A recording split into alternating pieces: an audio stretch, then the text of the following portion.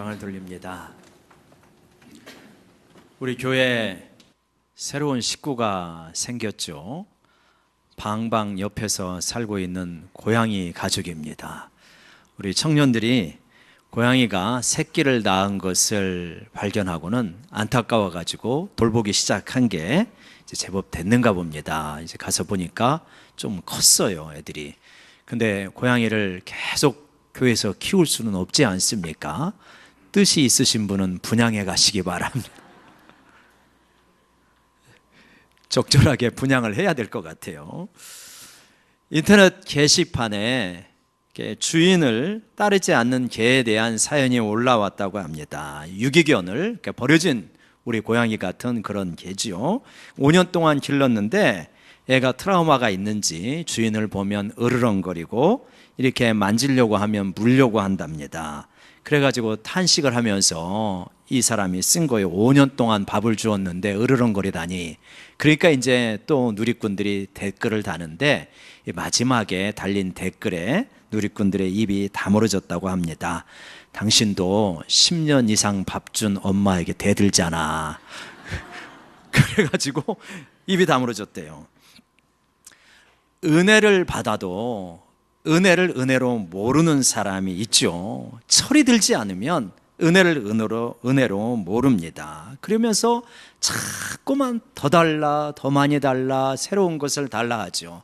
그리고 안 들어주면 불평이 많고 원망이 생깁니다. 그런가 하면 어떤 사람은 은혜를 받으면 정말 너무나 감격해하는 사람이 있죠. 나 같은 사람에게 이런 은혜를 베풀다니. 그러니까 은혜라는 뜻 자체가 뭐냐면 나는 그것을 받을 만한 자격이 없습니다. 그런데 당신이 그렇게 엄청난 호의와 사랑을 베풉니다. 이게 은혜라는 말이거든요.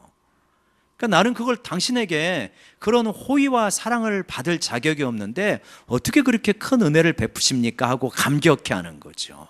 그러니까 은혜를 기준으로 할 때는 이 세상에 두 종류의 사람이 있다. 하나는 은혜를 은혜로 받아들이고 감격하는 사람, 하나는 은혜를 전혀 은혜로 받아들이지 않는 사람. 여러분, 누가 복된 사람이겠습니까? 여러분, 그리고 우리는 어디에 가깝습니까? 은혜를 은혜로 받아들이면 그 삶이 참 복된 삶입니다. 저는 이제 병원에서 나올 때 가끔 정말 하나님의 은혜다, 감사하다, 이런 생각을 할 때가 있어요. 병원에 갔다 오면 이렇게 정산을 하잖아요. 병원에서 원무과에서 돈을 낼 때 보면 너무 적게 나오는 때가 있는 거예요. 여러분 그거 아십니까? 산정특례 제도라고. 이거 아는 사람만 아는 겁니다. 많이 아파본 사람이 압니다. 이게 뭐냐면 국가에서 어떤 질병에 대해서 내가 그 10이라고 하는 병원비가 들었는데 내가 1만 내는 거예요. 혹은 0.5만 내는 거예요. 그러니까 10%나 5%만 내는 거죠. 국가에서 나머지 90%, 95%를 대주는 겁니다. 세상에 이렇게 좋은 나라가 어디가 있습니까?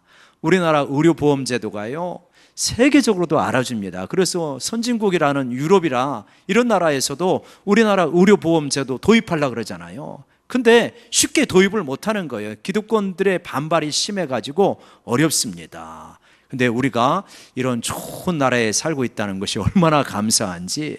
아무튼 그걸 이제 정산하고 나올 때 이렇게 보면은 참 나라에 대해서 너무 고맙다. 이것도 넓은 의미에서는 하나님의 은혜다. 이렇게 생각하면서 나올 때가 있습니다.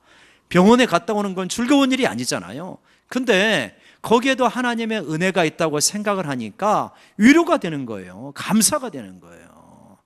은혜를 은혜로 받아들이면 위로가 되고 감사가 됩니다. 근데 은혜를 은혜로 안 받아들이면 그냥 인생이 고달프고 짜증나고 불평이 되고 원망이 되는 거예요. 오늘 다윗도요, 오늘 우리가 읽었던 말씀에서 은총을 베푼다고 합니다. 은총이나 은혜나 이 헤세드라고 하는 단어를 번역한 거기 때문에 큰 차이가 없습니다. 때가 언제냐면 다윗이 왕이 되었어요. 이제 왕이 되고 고생 끝에 왕이 되고 나서 나라가 안정이 되었을 때, 자기의 왕권이 강화가 되었을 때 그때 무엇을 하느냐에 따라 가지고 큰 차이가 있습니다. 보통 세상의 왕들은 어떻게 합니까? 이제 내 왕권이 강화가 되어지면 어떻게 합니까? 그 왕권을 가지고 복수를 할 수 있습니다. 한풀이 할 수 있어요. 중국의 사기 열전에 보면 오자서라는 사람이 나오잖아요. 그 오자서가 자기 아버지 그리고 자기 형을 죽인 그 자기 조국에 쳐들어갑니다. 그리고 그 왕이 쳐들어가 보니까 왕이 죽었어요. 그래서 매장이 되어 있습니다. 근데 그거 가지고 자기의 조국을 이렇게 쳐들어가서 그 왕조를 무너뜨린 걸로는 분이 안 풀리는 거예요. 그래서 어떻게 합니까? 자기 아버지의 원수를 이 묘실에서 끄집어냅니다. 끄집어내고 시신에게 채찍질을 가하는 장면이 나와요.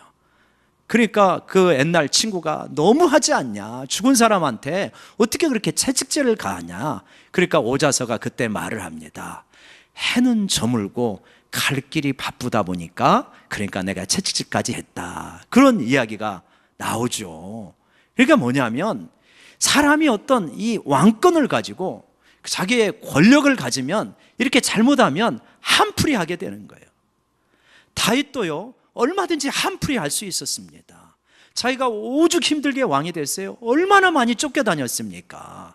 그러니까 사울 집안 있느냐, 남은 사람 있느냐, 그래갖고 다 불러가지고 처음에는 잘해주는 듯 하다가 완전히 그냥 씨를 말려버릴 수 있는 그러한 정책을 펼칠 수 있습니다. 근데 다윗이 그렇게 하지 않아요. 다윗이 뭐라고 합니까? 우리 1절 같이 한번 다시 읽어볼까요? 시작. 다윗이 이르되 사울의 집에 아직도 남은 사람이 있느냐? 내가 요나단으로 말미암아 그 사람에게 은총을 베풀리라 하느냐? 사울의 집안이 사울이 죽고 그 아들 요나단도 죽었잖아요. 그러니까 막 완전히 풍지박산이 났죠. 그 왕조가 무너졌으니까. 근데도 남은 사람이 있느냐? 내가 요나단 때문에 은총을 베풀겠다. 은혜를 베풀겠다. 그러면서 또 3절에 가서는 그 사람에게 하나님의 은총을 베풀고자 하노라. 이렇게 말을 해요. 그러니까 하나님의 은혜를 사울의 남은 집안에게 베풀겠다라고 하는 거죠. 왜 이렇게 은총을 베풀려고 합니까? 그것은 자기가 요나단에게 받은 은혜가 있기 때문이에요. 나아가서는 그 사울에게 받은 은혜가 있기 때문에 내가 은혜를 베풀겠다는 거예요. 생각해보면 다윗은 어떤 사람입니까? 목동이잖아요. 평생 양에다 기르다가 그 인생을 마칠 사람인데 형이 전투를 벌이고 있는 그 자리에 가지 않습니까? 근데 골리앗이 싸우는 것을 보고 나와서 막 싸우는데 아무도 나와가지고 싸우지를 못하니까 자기가 나가잖아요. 하나님의 도우심으로 골리앗을 물리칩니다. 그 모습을 보고 이제 사울왕이 다윗을 전격 특채를 하지 않습니까? 너 내 보좌관이야, 내 참모야. 그러고 나서 네 장군이 되는 거예요. 그리고 막 연전연승을 하잖아요.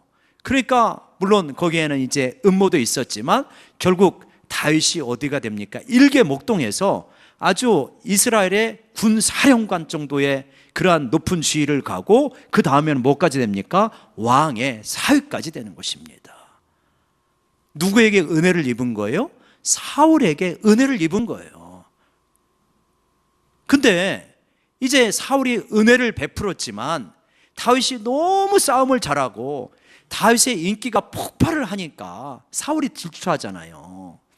다윗이 전쟁을 벌이고 승리를 하면서 개선행진을 할 때 여인들이 노래를 부릅니다. 사울 왕이 죽인 사람은 천천히지만 다윗이 죽인 사람은 만만이다. 그때부터 이제 사울이 이 다윗을 주목하면서 보면서 저놈 봐라, 이제 저 정도 인기가 하늘을 치솟으면 더 이상 바랄 게 뭐겠느냐? 내 왕자 자리밖에 없겠네. 그러면서 이제 질투를 하면서 다윗을 쫓아내려고 하고, 쫓아내는 정도가 아니라 죽이려고 하죠. 이때 요나단이 다윗의 편에 서 가지고 다윗을 사랑하고 다윗을 위해서 변호하고 다윗을 결국은 도망치는 데까지 큰 도움을 주지 않습니까? 이 은혜를 기억하는 거예요. 내가 사울 왕에게서 비록 핍박도 받았고 죽음의 위협도 당했지만 사울 왕이 내게 베풀어준 은혜를 기억합니다. 그리고 그 아들 요나단이 자기에게 베풀어준 은혜를 기억합니다. 그래서 자기가 왕이 되었을 때 은혜를 베풀고자 합니다. 여러분, 우리가 살면서 얼마나 많은 은혜를 받았습니까? 생각해 보면 정말 많은 은혜를 받았어요. 은혜를 받았는데 은혜를 은혜로 여기지 못할 때가 많아요. 조금만 생각해 보면 얼마나 많은 은혜를 받았는지. 다윗이라는 사람이 목동에서 왕이 될 때까지 얼마나 많은 은혜가 있었습니까? 여러 사람을 통해서 은혜를 받았잖아요. 우리가요, 지금 여기 이 자리에 앉아서 예배 드릴 때까지 많은 은혜를 받으셨다는 걸 믿으시기 바랍니다. 참 다양한 통로를 통해서 은혜를 받았어요. 근데 그 은혜를 은혜로 여기지를 못하면 감사할 게 없는 거예요. 근데 생각해 보면 참 은혜가 많다 하면 너무너무 감사할 게 많은 거예요. 여러분, 부모와 자식 간의 관계도 그렇지 않습니까? 자식이 철이 덜 들면 부모가 베푼 은혜를 모릅니다. 왜 우리 부모님은 금수저로 나를 낳지 못했을까? 이런 소리 하고 있어요. 뭐 금수저, 은수저, 흙수저 하지 않습니까? 근데 조금만 생각을 바꿔보면 우리 어머니는, 우리 아버지는 흙수저인데 그런데 나를 대학까지 이렇게 애쓰면서 공부를 시켜줬구나 생각하면 얼마나 감사한 거예요. 그런데 아니 왜 우리 집은 금수저가 못 돼가지고 내가 결혼하는데 집도 하나 못 사주고 사업하려고 하는데 사업자금도 못 대주고 부모님이 해준 게 뭐냐 이러면은 아주 철이 안 들어도 보통 안 든 게 아니에요. 은혜를 은혜로 전혀 여기지 못하는 거예요. 그러니까 이렇게 우리가 내 이익을 중심으로 해서 내 욕심을 중심으로 해서 하면 해석을 하면 은혜가 안 되는 거예요. 그런데 하나님께서 얼마나 나를 긍휼히 여기신지를 잘 깨닫고 보면 은혜 아닌 게 없는 거예요. 근데 생각해 보면 자식만 부모에게 은혜를 입었습니까? 아니죠. 부모도 자식에게 은혜를 받은 바가 많아요. 그러지 않습니까? 제가 오늘요 아침에 일부 예배 전에 이렇게 오는데 참 이렇게 우리 아이들이 방방을 타고 있어요. 방방을 타고 있는데 참 제주도 신기하다. 방방을 타는데 펑펑 가운데서 타가지고요 위로 쫙 올라가요.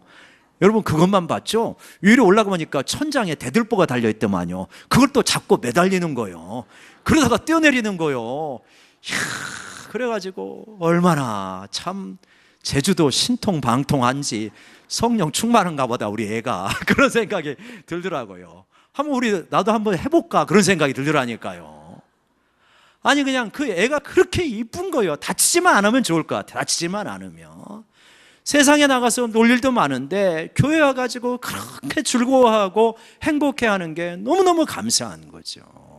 우리 자녀들이 세상에 죄악된 일도 많은데 교회 와가지고 예배드리고 봉사하고 교제하고 막 그러는 모습들이 보면 얼마나 이쁜지 몰라요. 우리 중고등부 애들이 가끔 보면 매월 첫째 주 새벽 예배 그렇게 같이 드립니다. 그럼 이제 같이 예배를 드리면 애들이 5시에 예배 드리면은 6시면 다 끝나잖아요. 그러니까 9시까지 애들이 안 가요. 안 가고 막 중고등부실에서 기도하는 것 같아. 성경 보는 것 같아. 이렇게 가서 보면 애들이 음악 틀어놓고 뭐 준비하고 막 그러는 모습 보면 얼마나 사랑스러운지 몰라요. 자녀들이요 세상에 안 나가고 우리 가정의 울타리에 교회의 울타리에 남아있는 것만이라도 큰 은혜인 줄로 믿습니다. 그 자녀를 보면서 자녀를 통해서 우리가 하나님의 은혜를 받는 거예요. 그래 바라보면 좋게 바라보면 은혜 아닌 게 없는 거예요.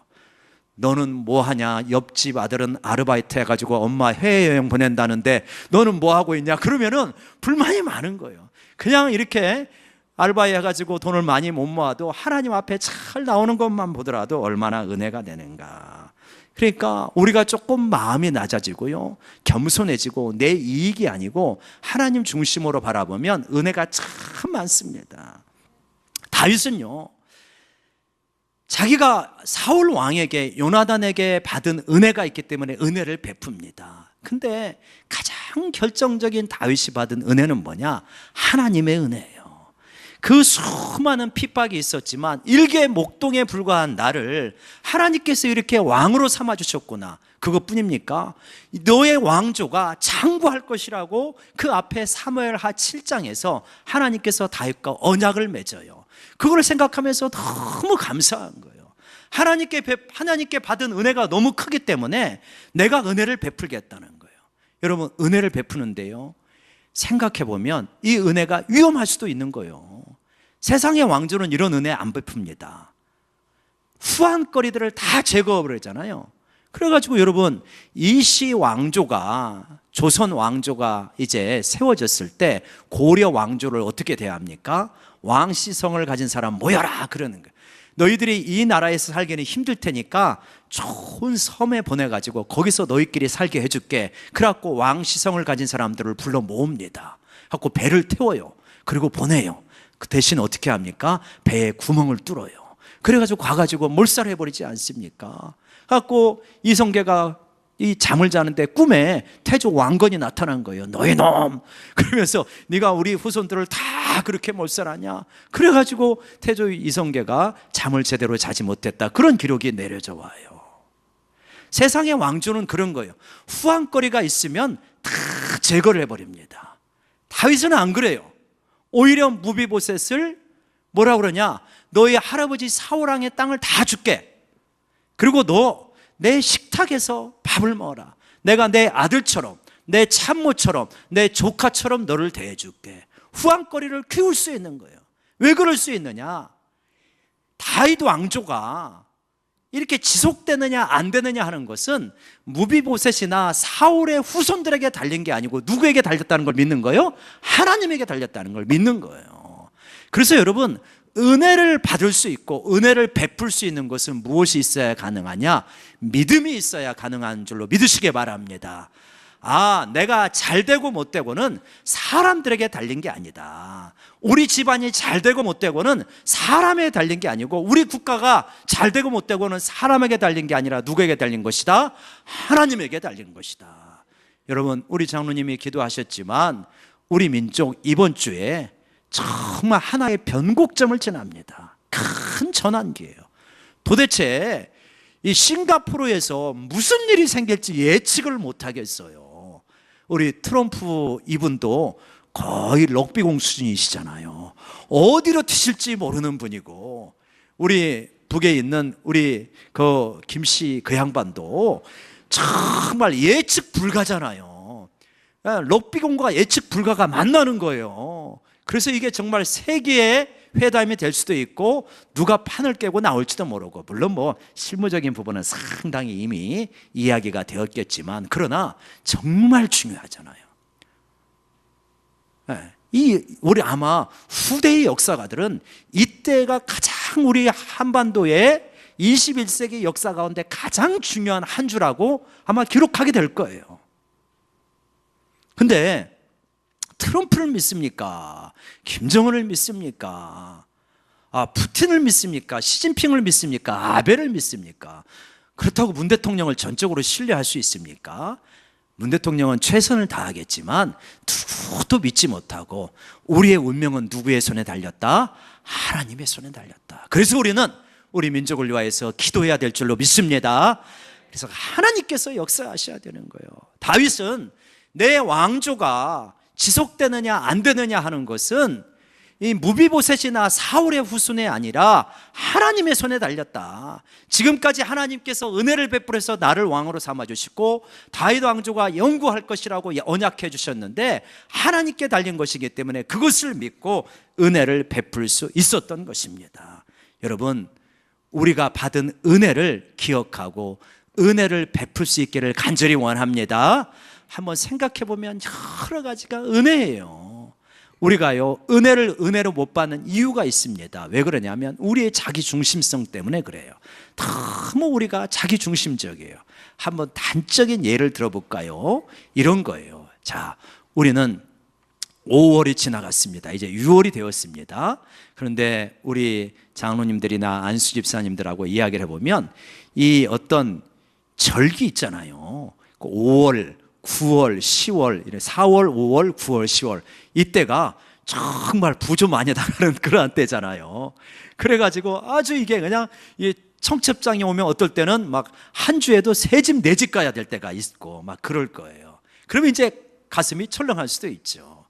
근데 이제 우리가 받으면 다 기록을 하잖아요. 보통 엑셀로 하거나 기록해가지고 다 놔두고 이 집이 이때 언제 왔지? 얼마 가지고 왔구나. 그러면 이거 갚아야지. 뭐 보통 그렇게 이제 그게 상식적이지 않습니까? 근데요, 이때 시험 들 게 딱 좋습니다. 나는 분명히 갔는데 저 사람은 안 와? 삐지는 거요. 시험 드는 거요. 근데 이것만 생각해요. 나는 갔는데 안 와. 여러분, 나는 안 갔는데 왜 왔어? 이것 때문에 막 크게 고민한 적이 있습니까? 이거는 당연한 거야. 나는 안 갔는데 오면 당연한 거고, 나는 갔는데 안 오면 내가 크게 시험 들고. 이게 우리의 뿌리 깊은 자기 중심성이라는 거예요. 누구나 그래요, 누구나. 그러니까 그럴 때 요거에 포인트를 맞춘 것이냐, 나는 어떻게 베푼 게 없는데 이렇게 많이 베푸실까? 여기에 초점을 맞추냐, 그거에 따라 가지고 은혜가 되기도 하고 은혜가 안 되기도 하는 거예요. 여러분, 정말로 이 하나님께서 베푸신 은혜를 바라볼 수 있는 우리의 눈이 떠지시기를 바랍니다. 나는 베푼 게 없는데 어떻게 이렇게 많은 은혜를 받고 살지 하면 인생이 너무 복된 거예요. 감사한 거예요. 기쁨이 있는 거예요. 나는 이렇게 많이 줬는데 왜 이것밖에 안 줘 하면 늘 관계가 불편한 거예요. 짜증스러운 거예요. 원망이 되는 거예요. 그래서 이렇게 겸손한 마음과 낮은 마음을 가지고 있으면 많은 은혜가 지천으로 끌렸다는 것을 우리가 알 수 있어요. 유명한 랍비가 제자들에게 그런 이야기를 했어요. 진리라고 하는 것은 굉장히 많이 깔려 있다. 어디에? 이 길바닥에 자갈처럼 깔려 있다. 그러니까 유명한 랍비가 그렇게 이야기하니까 한 제자가 물어요. 선생님, 그런데 왜 이렇게 사람들이 진리를 못 얻습니까? 허리를 숙이지 않기 때문이다. 허리를 숙이면 진리가 자갈밭처럼 깔려서 죽기가 쉬운 거예요. 근데 허리를 안 숙여요. 여러분, 한번 생각해 보세요. 인생 살아오면서 그때 한번 허리를 숙였더라면 얼마나 좋았을까. 여러분, 혹시 결혼할 때 시댁에서 시어머니가 나를 영 마음에 안 들어 해가지고 지금까지 콩 하고 계신 분이 있습니까? 허리를 숙이시기 바랍니다. 우리 성도님들 그런 분도 없으신가 보다. 우리 남자 집사님들 장가 가는데 처갓집에서 영 못마땅해 해가지고 처갓집 이야기만 나오면 마음이 다치고 속에서 울컥 하는 것이 올라오십니까? 한번 허리를 숙이시기 바랍니다. 아멘이십니까? 숙이면 좀 좋아지는데, 은혜가 보이기 시작하는데, 그때 나를 못마땅해 했다고 지금까지 그냥 10년 20년 이제 애가 장가 갈 것 같은데 그런데도 콩 하는 거예요. 그게 우리들이에요. 얼마나 그런 게 많습니까? 아니, 그거 한번 못마땅해 했지만 평생 키워가지고 귀한 자녀 줬는데 그거는 우리가 안 보이고 그거 하나 서운한 것만 보이는 거예요. 이게 우리 인생의 자기중심성이다. 여러분, 진정으로 은혜가 될 수 있는 길은 어디에 있습니까?